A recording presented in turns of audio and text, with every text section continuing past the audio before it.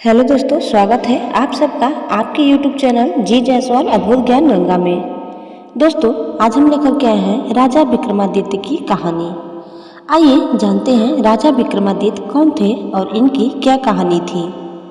दोस्तों, आगे बढ़ने से पहले आप इस चैनल में नए हैं तो प्लीज़ इसे पहले सब्सक्राइब कर लें और वीडियो को अंत तक देखें। हमारा कहानी कैसा लगा आप हमें कमेंट बॉक्स में ज़रूर बताइए। तो आइए हम अब आगे चलते हैं। विक्रम दौड़ता दौड़ता एक बार फिर उसी शमशान भूमि में जा पहुंचा जहां बेताल उल्टा वृक्ष से लटका हुआ था। राजा विक्रम बड़ी फुर्ती से पेड़ पर चढ़ा और एक बार फिर उसे गिराकर दबोचा और अपनी पीठ पर लादकर चल दिया। बेताल उसके चंगुल से छूटने का भरसक प्रयत्न कर रहा था, मगर सब व्यर्थ। विक्रम की पकड़ इतनी मजबूत थी कि इस बार वह हिलने में भी कठिनाई महसूस कर रहा था। बेताल ने कहा, तुम नाराज क्यों होते हो? मैं जो कुछ भी कर रहा हूँ तुम्हारी भलाई के लिए ही कर रहा हूँ। इसके लिए समय आने पर तुम स्वयं मेरा एहसान मानोगे। आखिर तुम सीधे क्यों नहीं चलते? वक्त आने दो, सीधा ही चलूँगा, मगर फिलहाल तुम एक कहानी सुनो। नहीं, मुझे नहीं सुननी कहानी। फिर तुम जवाब मांगोगे, मगर मैं कोई जवाब नहीं दूंगा। जवाब नहीं दोगे तो तुम्हारा सिर फट जाएगा। बेताल ने शीघ्रता से कहा, तुम्हारे नाम पर कलंक होगा। विक्रम को क्रोध का घूंट पीकर चुप रहना पड़ा। बेताल कथा सुनाने लगा। सुनो राजा विक्रम, चूड़ापुर नामक एक नगर में कृष्णदत्त नामक एक अत्यंत विद्वान ब्राह्मण रहता था। उसका एक पुत्र था जिसका नाम हरिदत्त था। हरिदत्त अपने पिता के समान ही मेधावी और शास्त्रज्ञ था। साथ ही वह अत्यंत रूपवान भी था। वह युवा हो गया तो कृष्णदत्त ने उसके विवाह की चिंता शुरू कर दी। उसके योग्य कन्या की खोज शुरू कर दी, किंतु विधि की इच्छा ही कुछ ऐसी थी कि कृष्णदत्त अपने जीवन काल में पुत्र का विवाह न देख सका। उसका देहांत हो गया। पिता की मृत्यु के उपरांत हरिदत्त ने अपना सम्मान कायम रखा। उसने पिता की प्रतिष्ठा पर आँच न आने दी। वह योग्य पिता का योग्य पुत्र निकला। हे राजा विक्रमादित्य, मनुष्य पर काम का हमला यदा कदा होता ही रहता है, किंतु इस संसार में विरले ही काम से अपनी रक्षा कर पाते हैं। एक दिन हरिदत्त एक निमंत्रण में गया। वहाँ एक अत्यंत रूपवती कन्या को देखकर वह उस पर मोहित हो गया। कन्या भी उससे अपना प्रेम प्रकट कर गई। हरिदत्त ने उस कन्या के पिता के समक्ष विवाह की इच्छा प्रकट की, जिसे उसके पिता ने संघर्ष स्वीकार कर लिया। इस प्रकार हरिदत्त का विवाह हो गया। वह लीलावती नामक उस परम सुंदरी को पत्नी बनाकर ले आया और राग रंग में डूब गया। सभी दिन एक समान नहीं होते। एक दिन हरिदत्त अपनी पत्नी लीलावती के साथ सरोवर में स्नान करने गया। भाग्य का लीला, सरोवर में केली करते समय लीलावती डूब गई। उसकी देह सरोवर के तल में जाकर फंस गई। हरिदत्त पागल सा हो गया। वह सरोवर किनारे बैठा रह गया। भूख प्यास मर गई।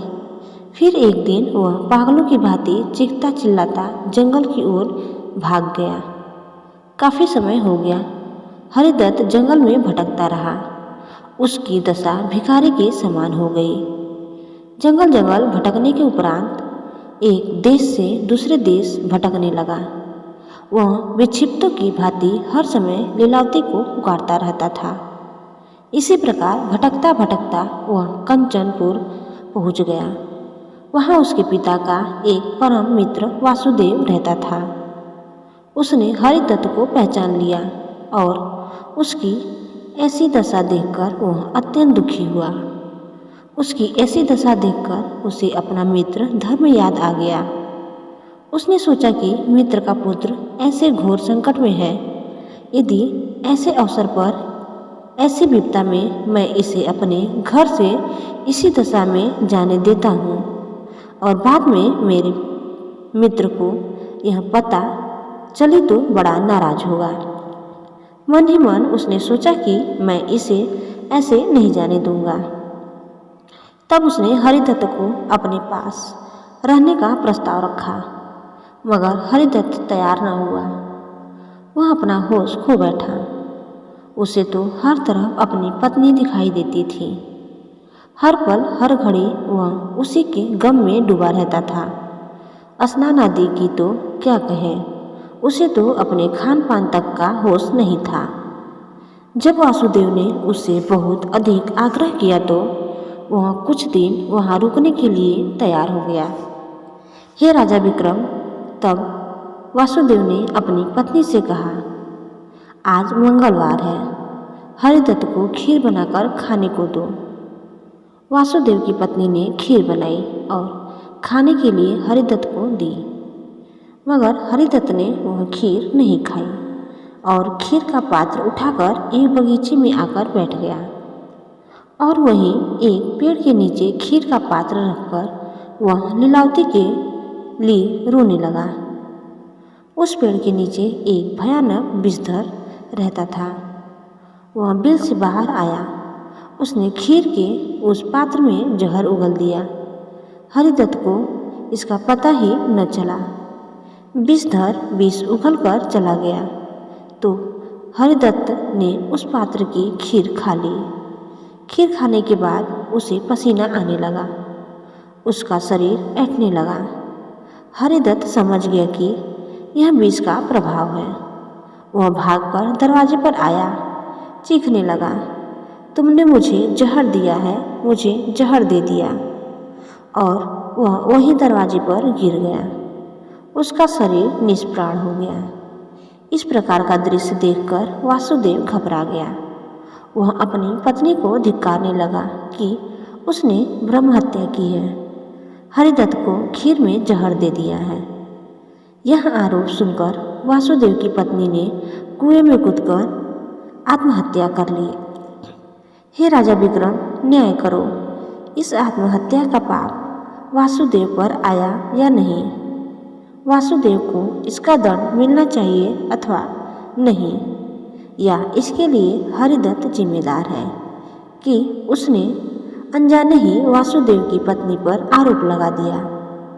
तुम्हारा न्याय क्या कहता है? तब विक्रमादित्य बोलते हैं। बेताल का प्रश्न सुनकर राजा विक्रम अपने होठ काटने लगा। बोला, इसमें किसी का नहीं दोष है। बेताल बोला, क्या सर्प भी दंड का भागी नहीं है?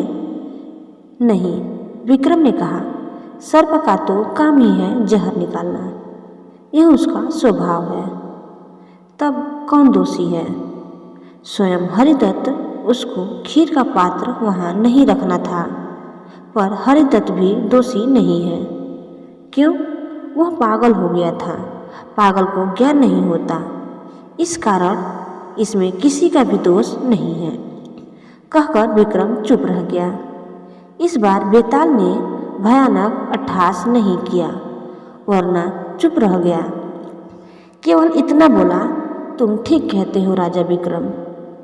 राजा विक्रम उसे कंधे पर लादकर तेजी से शमशान की ओर चलता जा रहा था। सर्वत्र अंधकार फैला था। विक्रम ने बेताल को शांत देखकर चैन की सांस ली कि इस बार उसने भागने की कोशिश नहीं की। उसे लेकर वह शीघ्र शमशान पहुंच जाना चाहता था। बेताल का व्यवहार देखकर राजा को विश्वास हो गया कि वह अब शरारत नहीं करेगा, तांत्रिक साधु के पास ले जाने में बाधा उत्पन्न नहीं करेगा। अतएव वह तेज कदमों से उस ओर बढ़ चला। आधे से ज्यादा रास्ता पार हो गया था कि बेताल बोला, राजा विक्रम, दाहिनी ओर से चलना, यह रास्ता बदल दो। यह समय भयंकर विषधर के आने का है। राजा विक्रम ने वैसा ही किया। बेताल उसकी प्राण रक्षा भी कर रहा था। इस कारण वह मन ही मन बेताल पर खुश भी था। तो दोस्तों, आपको हमारा यह वीडियो कैसा लगा हमें कमेंट बॉक्स में ज़रूर बताइए। और हमारे चैनल में आप नए हैं तो प्लीज़ इसे लाइक, शेयर और सब्सक्राइब करना न भूलें। धन्यवाद।